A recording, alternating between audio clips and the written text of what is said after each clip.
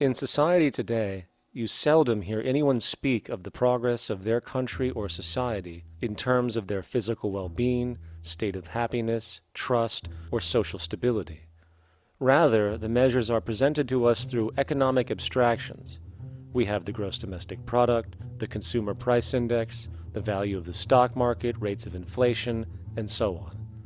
But does this tell us anything of real value as to the quality of people's lives? No, all these measures have to do with the money sequence itself and nothing more. For example, the gross domestic product of a country is a measure of the value of goods and services sold. This measure is claimed to correlate to the standard of living of a country's people. In the United States, healthcare accounted for over 17% of GDP in 2009, amounting to over $2.5 trillion spent, hence creating a positive effect on this economic measure.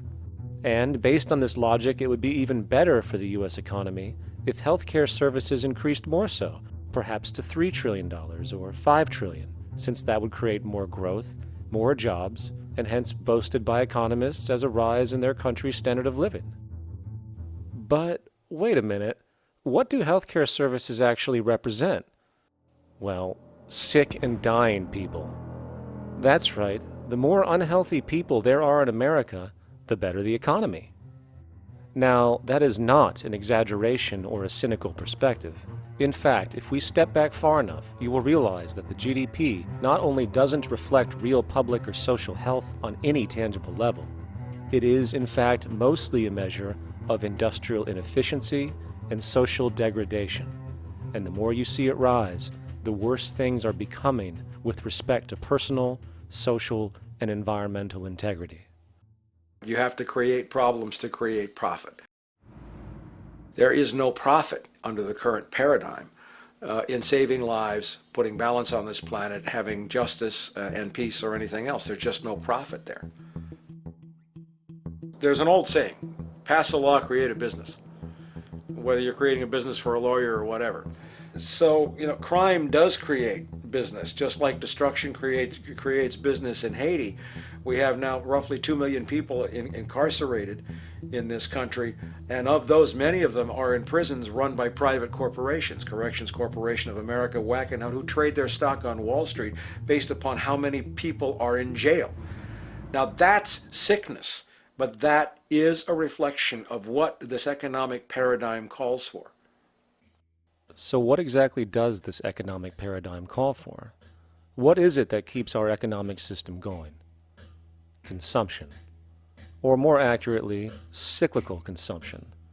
When we break down the foundation of classic market economics, we are left with a pattern of monetary exchange that simply cannot be allowed to stop or even substantially slowed if the society as we know it is to remain operational. There are three main actors on the economic stage: the employee, the employer, and the consumer. The employee sells labor to the employer for income. The employer sells its production services and hence goods to the consumer for income. And the consumer, of course, is simply another role of the employer and employee, spending back into the system to enable the cyclical consumption to continue. In other words, the global market system is based on the assumption that there will always be enough product demand in society to move enough money around at a rate which can keep the consumption process going. And the faster the rate of consumption, the more so-called economic growth is assumed, and so the machine goes. But hold on, I thought an economy was meant to, economize? Doesn't the very term have to do with preservation and efficiency and a reduction of waste? So how does our system, which demands consumption and the more the better, efficiently preserve or economize at all? Well, it doesn't. The intent of the market system is, in fact, the exact opposite of what a real economy is supposed to do, which is efficiently and conservatively orient the materials for production and distribution of life-supporting goods. We live on a finite planet with finite resources, where, for example, the oil we utilize took millions of years to develop, where the minerals we use took billions of years to develop.